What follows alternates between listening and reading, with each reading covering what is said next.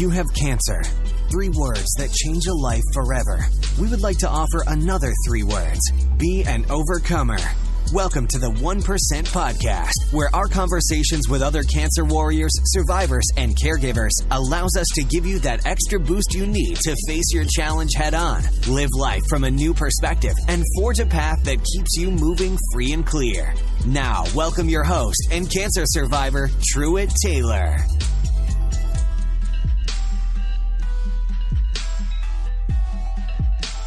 Welcome to today's episode of the 1% Podcast, the show where we interview young adults who are battling or surviving an unexpected cancer diagnosis. You are not alone, and I promise, by consuming today's content, your soul will be fed with the hope, courage, and inspiration you need to keep fighting for today. I'm excited to be on your journey with you today. If you haven't done so already, be sure to head over to 1percentpodcast.com to sign up for our email list to see the latest news and updates for all our guests on the show. You can also check us out on Instagram, Facebook, and Twitter at 1% Podcast. If you want to join in on some of our discussions, please join our Facebook group, the 1% Podcast. To contact me directly for content, questions, or booking events, you can email me at info@1percentpodcast.com. It's episode 24 of the 1% Podcast, and today is officially Thanksgiving. So I hope everyone is having a wonderful Thanksgiving out there today. Today's 1% moment of truth is about courage. Courage is the ability to do something that completely frightens you. When you hear the word courage, it may make you think of the Wizard of Oz or soldiers in the military, but the first thing that comes to my juvenile mind is trust falls. I don't know why, that's just the first thing that comes to my mind. So a trust fall, if you don't know, if you're listening, then is when you walk up to someone and yell, "Trust fall," and you fall immediately on them and hope that they'll catch you. It's kind of a joke, but in reality, you're just seeing if they have enough strength or whatever to catch you. I've been in sales meetings in the past where we've actually done this more on a, I don't want to say professional level, but I guess a more strategic way of where you have a bunch of coworkers behind you and you stand in front of them and you fall back into their arms and you hope they'll catch you. And I was always worried, being a leader in some of the different sales environments I was in, that people would intentionally drop me. But fortunately, it never happened. But anyways, you're basically trusting someone with your safety. And when I look back into my life and I start thinking about my time with cancer, and I was thinking to myself, like, what kind of courage it took for me to stand up and tell everyone for the very first time that I was diagnosed with cancer. I remember going into my job and having a big group of people sitting there and just having to explain that I wasn't going to be around for a while because I had a new cancer diagnosis. And I remember making those calls to my parents and my friends as well too, answering questions and at the same time, still trying to process the fact, am I going to die? And how is my family going to deal with this? And I just had an enormous amount of fear, which courage is the opposite of fear. So I just, at that moment, really needed a lot of courage. I don't know if that sounds like anybody out there today, but think about it. Are you in need of courage right now? Is there some things that you want to do that you're not doing? Are you having a hard time maybe processing your cancer diagnosis or having the courage to answer those tough questions? Or maybe you're someone who has a friend or a coworker or loved one that's going through cancer right now, and maybe you don't have the courage to ask them, are they okay? Or ask them what's going on. So what I want you to do, I'm actually going to give you 3 different things right now that you can do to help add more courage to your life. Number 1, I want you to make a list of 3 things that you're scared to do. Now, this could be leaving the current job you're in. It could be shaving your head if your chemo is starting to make your hair fall out. It could be pursuing someone that you're interested in. But I want you to make a list of 3 things that you're afraid to do. All right, next to each one of those 3 things, I want you to write why you're afraid to do that. Are you afraid to leave your job because you won't have enough money? Are you afraid to shave your head because you don't know what you look like bald? Are you afraid to pursue that person that you're interested in because you're afraid they'll say no? Be completely honest with yourself and write down the real reason why. So now that you've identified 3 problems and you know the reasons why, I want you to write a date beside each one. I want you to write a date that you are going to overcome these 3 things. If you're leaving your job, you could have a new job beginning of 2019. If your hair's falling out and you want to shave your head, maybe you want to shave it this weekend. If you're trying to pursue someone that you're interested in, go ahead and make that phone call today. But I want you to put a date by each one of these things. The reason putting a date beside each one of these is so important is because you just set yourself 3 brand new goals for today.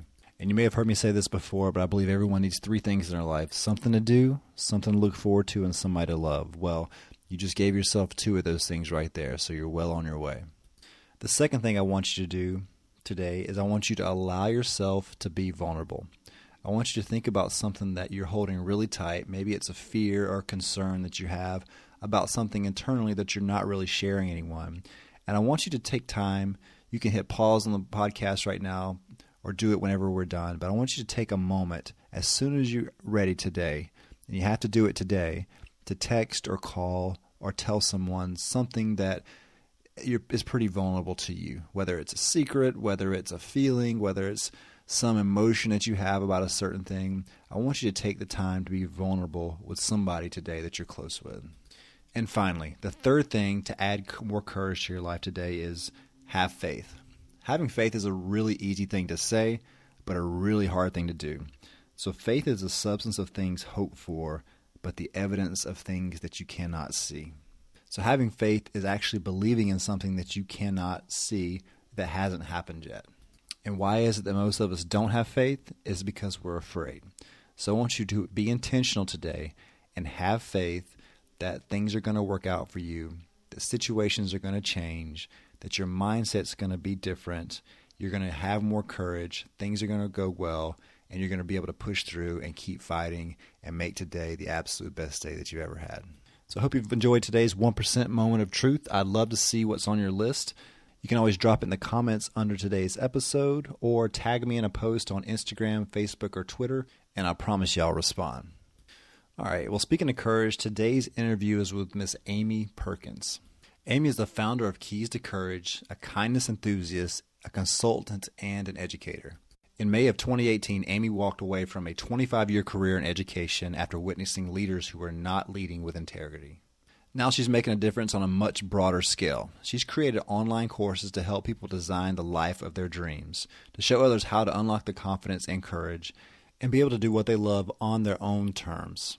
So sit back, relax, and take in how Amy's story of losing one of her best friends to ovarian cancer inspired her to develop the Keys to Courage. So Amy, welcome to the show. How are you doing today? I'm good. How are you, Truett? I'm doing so good. I've been so excited to talk to you since our conversation we had last time we were on the phone. I just was so excited. I couldn't wait to actually interview you for the podcast today. And why don't you tell everyone a little bit about yourself? So, how you and I met is really through one of your recent interviewees, Bobby Powell. And she and I acted, over a loss of a loved one from cancer. My best friend from college passed away 2 years ago from ovarian cancer. And that was one of those tipping points in my life that really transformed everything. It just changed everything for me. I know. I think we could have a whole show on how much we just love and respect Fabi because she's so amazing. I'm so happy that we met through her. She's such a wonderful soul. And again, we could probably talk about her forever. But I want to get into you today and talk a little bit about you. So tell us a little bit about your life. How did you get started? And I know your career took a big turn after being in education for so long. But why don't you tell everybody a little bit about how your career started and where you're at now? Okay, so I've been in education for 25 years. I was a teacher and then I was a consultant and an educational coach. And like I mentioned, my best friend from college passed away. And when she did, I had this major wake-up call that, I was kind of going through the motions. And I wanted to make major changes in lots of areas of my life. Building deeper relationships and also my career. And, about a year after my friend had passed away, there were some things going on at work with leaders, and they just majorly were lacking integrity. And I just could not stand by anymore and watch what I was part of and what I was seeing go on. And I literally quit my job of 25 years. And then I went out in a big splash and made a video about the whole debacle because it was just such an awful thing. And I mean, that was a really scary thing to do, but I just felt like I needed to kind of talk about what had happened. And that video, I think it's got like 75,000 views. So Wow. that's kind of crazy. But I never would have done that. I would have just gone along with the status quo, gone along with these things that were happening that I knew weren't right. But because I had that wake-up call on, with my girlfriend dying and just wanting to take a stand, I was actually standing up for a teacher that actually had been my kindergarten student 20 years ago.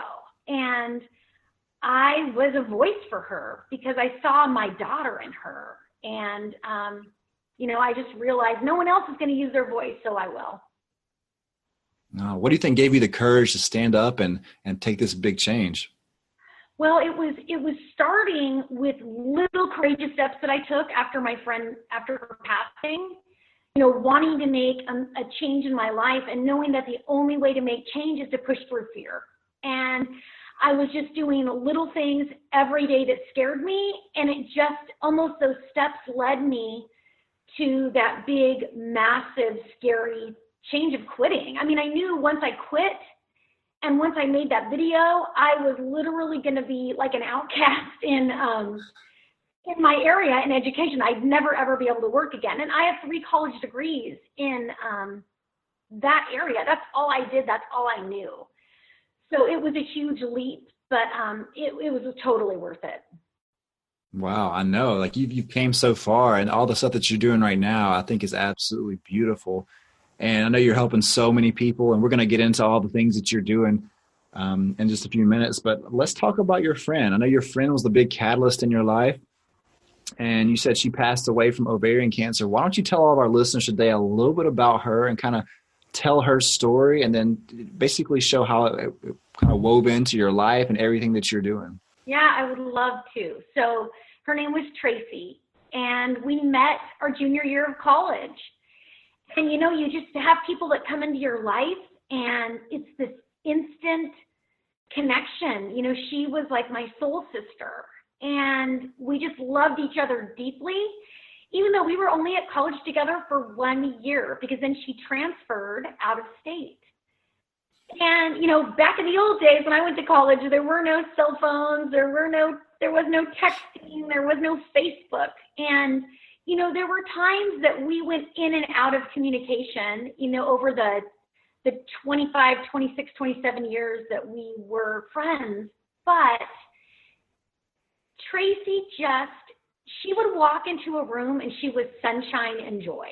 And so every 5 years, every 6 years, every time that we would, pop into each other's lives again, it was like no time had passed. And all those important things in my life, I had a wedding that was called off when I was 25.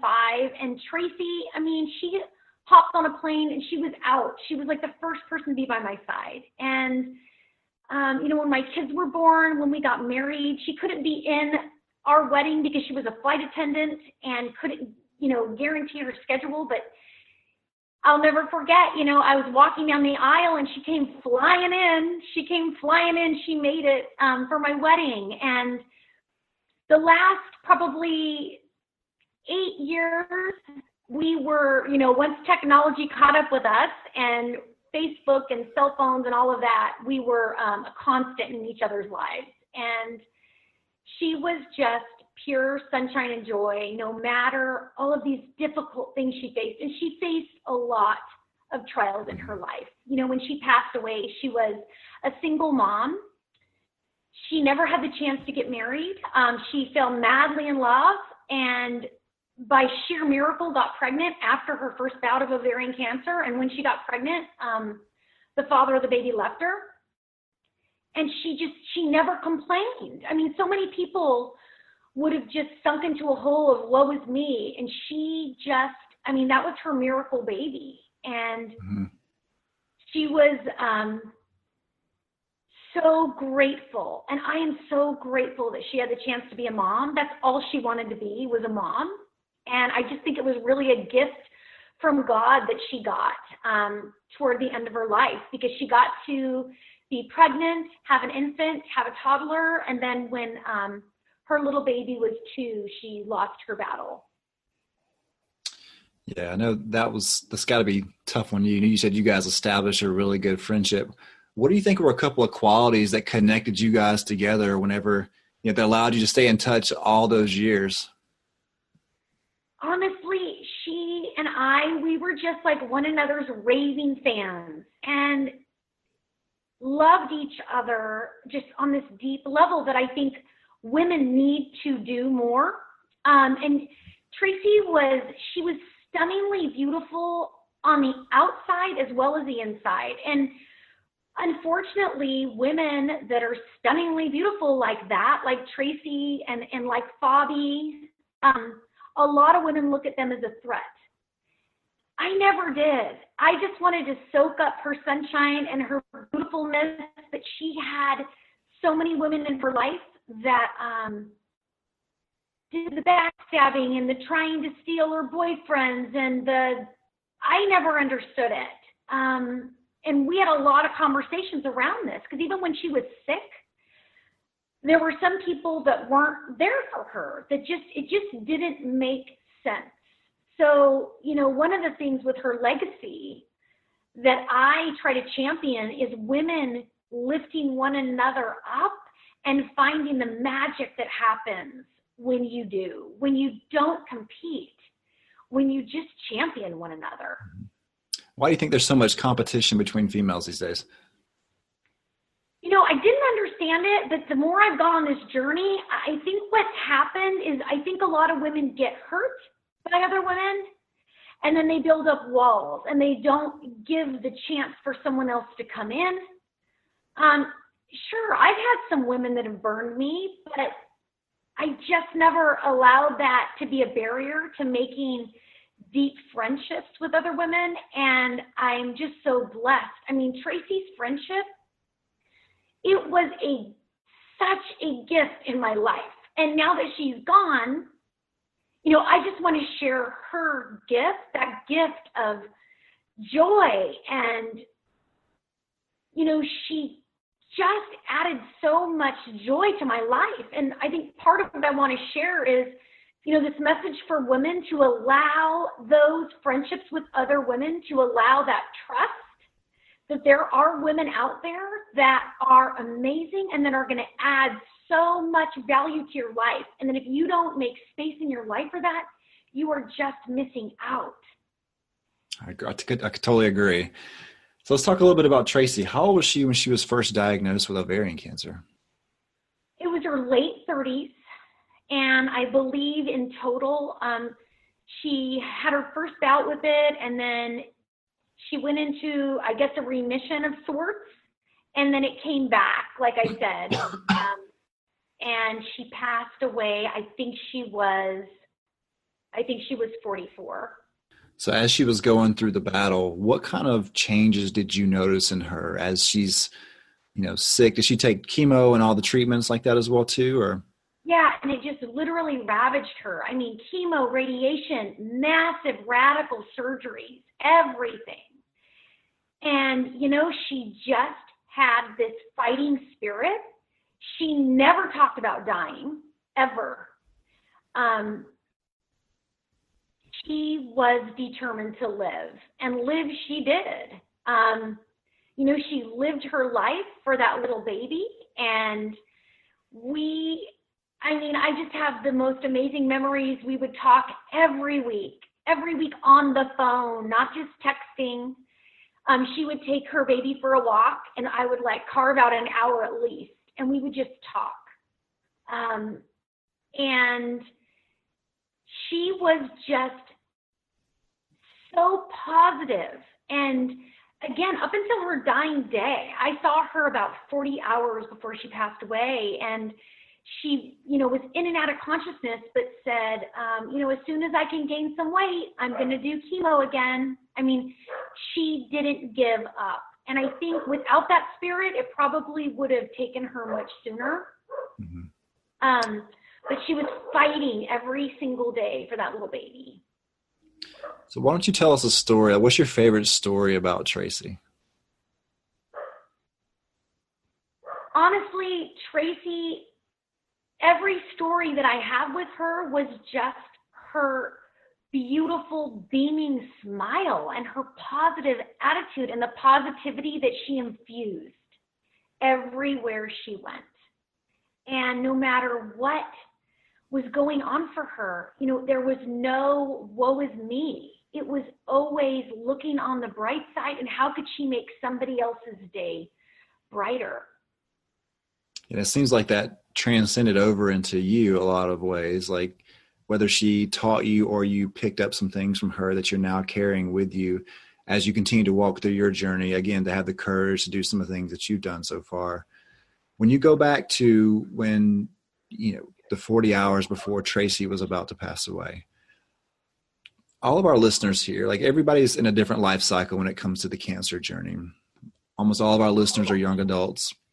As a young adult going through cancer, and you guys were together there, someone who's about to pass away, can you take us back to that moment where you guys last spoke, whether you were in the room with her and the conversation that you guys had, and then what kind of feelings were you having knowing that, you know, one of your closest friends was about to pass away? I know it's probably a tough subject to talk about, but I really want to get your perspective on what it was like to, you know, be with someone like, you know, a couple hours before we were about to pass away. Yeah. So, you know, Tracy was one of my best friends. And it was really hard for me to understand this, but the last 2 months of her battle, she didn't want anybody around. She didn't want to talk on the phone. And that was really hard for me. And I would call her mom and just beg her, you know, to let me come visit. But she said that she just didn't want anyone to see her. So I respected that because it wasn't about me. It was about her, but I just wanted to be there for her. So when her mom called me and said, Amy, she said, you can come up. And at this time, I lived about an hour and a half away from her. My husband drove me up immediately, and I brought lotion, and I don't even know what possessed me, but I just, in my mind, I knew like comfort was what I wanted to be for her. And so she was, it wasn't even her, you know, it was a skeleton of her. And I sat by her feet and I just rubbed her feet and told her how much I loved her. I just needed to be by her. And she was in and out of consciousness, but she knew I was there. And she just told me how good it felt for me to rub her feet. And she would wake up and tell me how much she loved me and ask me, you know, this is quintessential Tracy, asking about other people.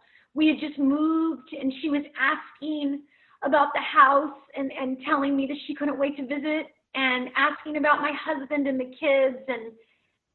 And then I would just talk about all different times that we had together. And her little boy, you know, she didn't look anything like herself. And I think he was a little frightened of her, the way she looked. And he hadn't touched her in a couple of weeks. And when I was rubbing her feet, he walked over and he started helping me rub her feet. And her mom, who was caring for her, you know, was just really, really grateful for that whole experience. And me too. I mean, that day was as special as the birth of my children. Mm-hmm. You know, I knew that it was close to the end for her. But just being with her, like right now, I can just, you know, I just soaked up. I think I was there for 4 hours.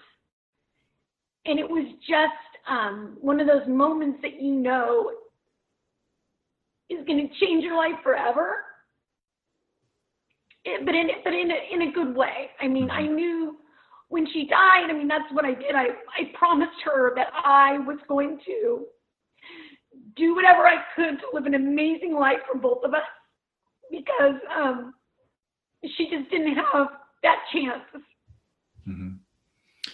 As you're rubbing her feet, and you said she's going in and out of consciousness and stuff, now that, time has passed since that moment, you talked about being one of the most pivotal moments in your life. What do you think that did for you? Because that's obviously a very tough subject to deal with. And what you're doing right now by talking about this is going to help so many people. So thank you for doing it. Thank you for sharing this sensitive moment with me and all the people listening. What do you think that does for you, I guess, from a closure standpoint? Because the way I feel about death is you never get over it. You just learn to deal with it. And when my brother passed away, it was kind of similar for me as well, too. You never get over death by any means whatsoever, because there's a part of you that's always missing in a way. And, but that moment that you had a chance to spend with her, what do you feel like that really did for you now? Obviously, it's dramatically changed your life and stuff, but as far as like coping with everything, what do you feel like that really did for you? Honestly, I needed that moment for closure for me, because she was such a vibrant, beautiful, joyful person that I think if I hadn't been able to see her one last time, that gave me closure. I knew she needed to go. It wasn't Tracy anymore. I mean, her soul needed to be set free. She needed to be set free. Mm-hmm. And I am totally at peace that she is in a better place. She had a strong faith. Mm-hmm. I have no doubt she's an angel up in heaven now. And, working her magic up there that she's worked in my life. And I think if I wouldn't have been able to be with her at the end, I don't know that I would have been able to fully accept her death. So while that's selfish, for me, I needed to see her. I don't at all, while I wish she was here to see her little boy grow up and to ease her mom's pain, I know that it was her time. Mm-hmm. She squeezed every second out of her life that she could. I was having a conversation earlier about with a close friend of mine about why some people make it and why some people don't. And, whenever God calls us, it's our time. And the people, because a lot of people have a problem with survivor's guilt that I've spoken to as well. People that get the miracle and that make it through the sickness and then live on. But, there's just as many people who don't.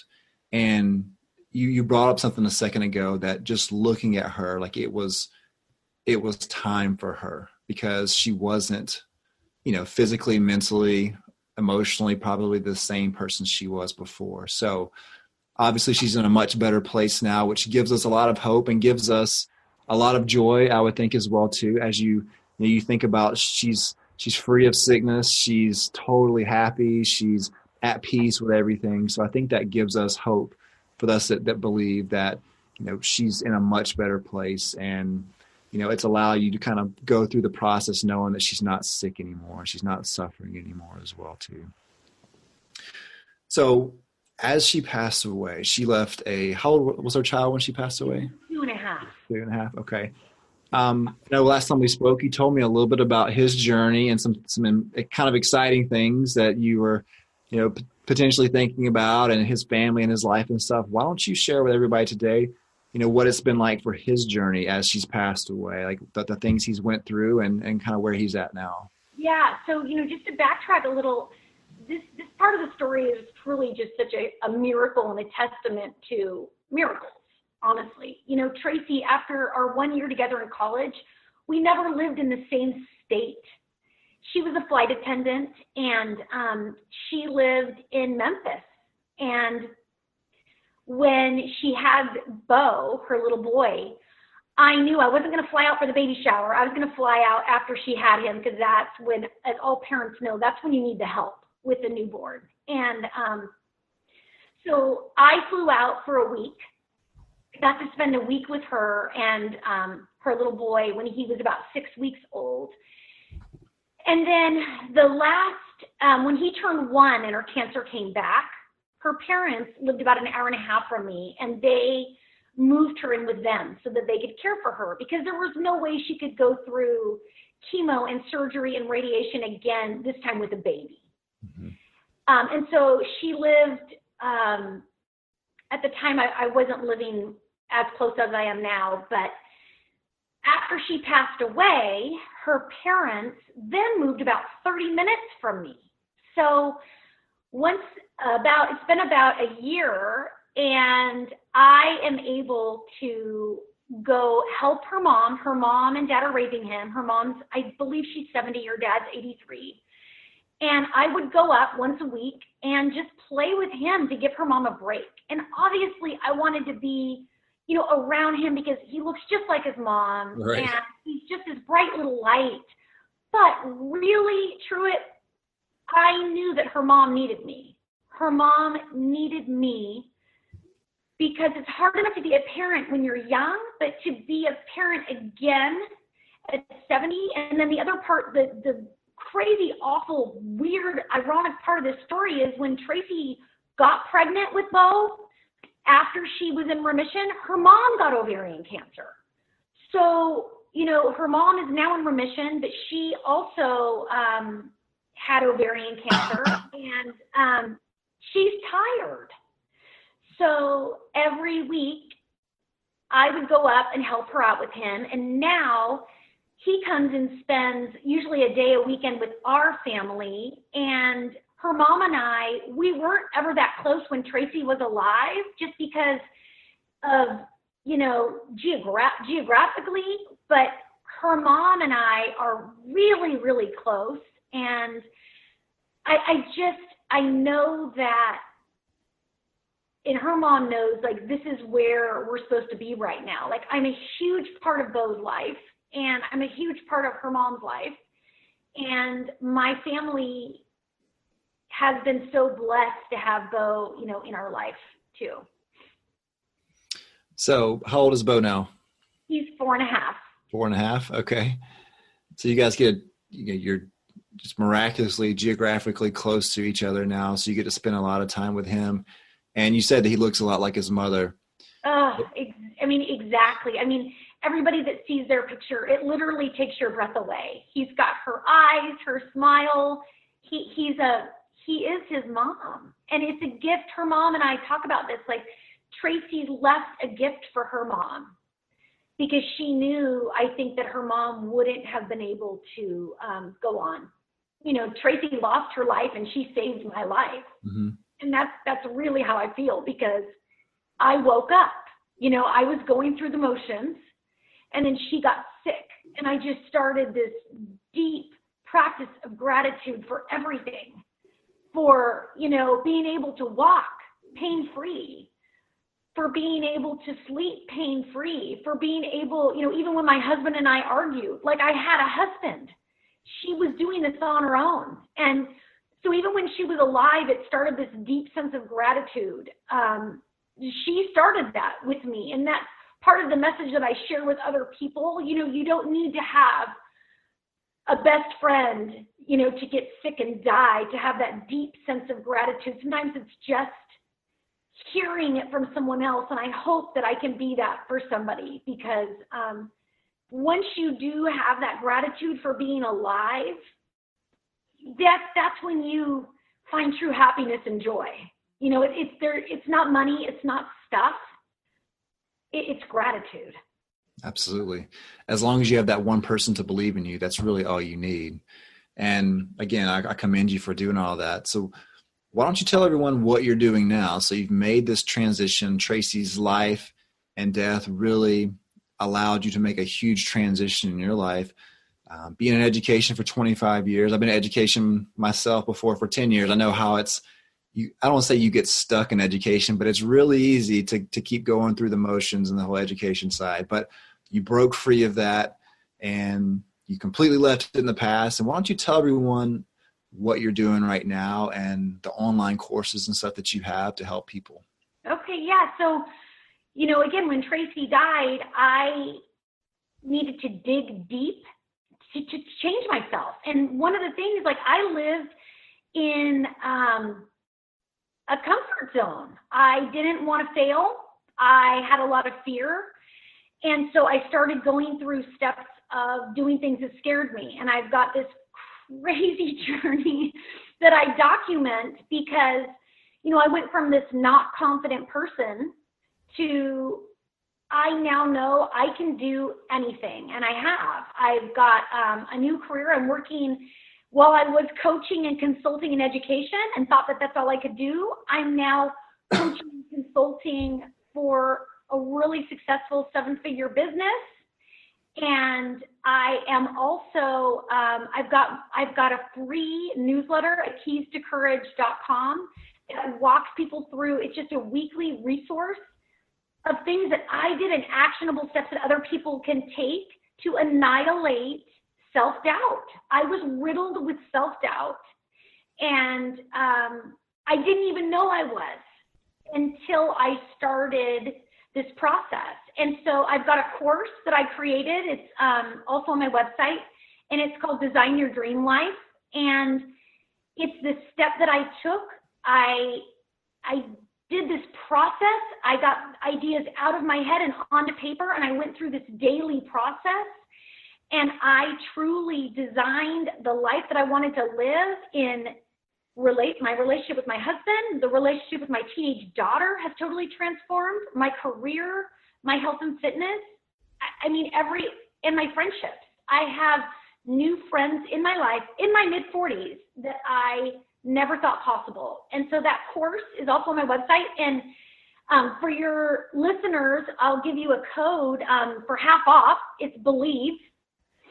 So if you go to my website, Keys to Courage, and you go on the courses and you just type in Believe as the promo code, you can get half off. And I believe in this process so much that if anybody does this, buys the course, and they do the work and they don't see any changes, like, email me and I'll give you your money back, because this was a step that I wish I would have done years ago, because it literally changed every avenue of my life. I've had a chance to take a look at some of the videos and stuff that you have, and I think they're absolutely amazing. So just to reiterate that, you can go to keystocourage.com, and when it comes down to taking the course, you can enter the word Believe to get half off the program. So, Amy, how do you recommend people reaching out to you and contacting you if they have some additional questions? You can email me at keystocourage@gmail.com, or go to my website. There's also a contact form there. And again, if you know anybody that's struggling with feeling like they're going through the motions, or maybe struggling with confidence, my newsletter is totally free. And my goal in life is to help people out there that were like me, that were not living an extraordinary life, because we all deserve an extraordinary life, and it's all possible. And sometimes it just takes a little nudge, and I just hope to be that nudge for people. Love it. So be sure to go to keystocourage.com, sign up for the newsletter, get in touch with Amy. Amy, I got one final question for you, and something I want you to think about. If Tracy were here today and she could see the transformation that you've made with your life, what do you think she would say to you? Well, I know that she sees me, and I know that she knows, and I feel and see her cheering me on every step of the way, just cheering me on. My mantra is that the magic is on the other side of fear. So if there's something that scares you, push through it and do it. You will never regret taking that chance, but you will always regret. The only thing you will regret is not taking that chance. When you push through fear, that is where the magic happens. And that is how I have changed my life, pushing through fear. Small fears at first, leading up to huge fears, like posting a video about why I quit my job, which in turn, doing that huge step. I have people from all over the world emailing me, thanking me for sharing that story and using my voice. And so I cannot encourage people more than, if there's something that scares you, that's a good indication that you probably need to do that thing. Love it. So push through the fear because the magic is on the other side. There's your quote for today. So Amy, thank you for taking time to share your story, share Tracy's story with all of our listeners. And be sure to check out keystocourage.com or contact Amy if you have any further questions. Amy, we appreciate it, and we'll talk to you soon, okay? Thank you. We appreciate you spending time with us on today's episode and encourage you to continue the conversation to help you keep pushing forward. For more resources based on today's episode, as well as ways to recommend a guest and connect to Truett personally, head over to 1%podcast.com. Be sure to join us next time for more stories of inspiration right here with Truett Taylor on the 1% Podcast.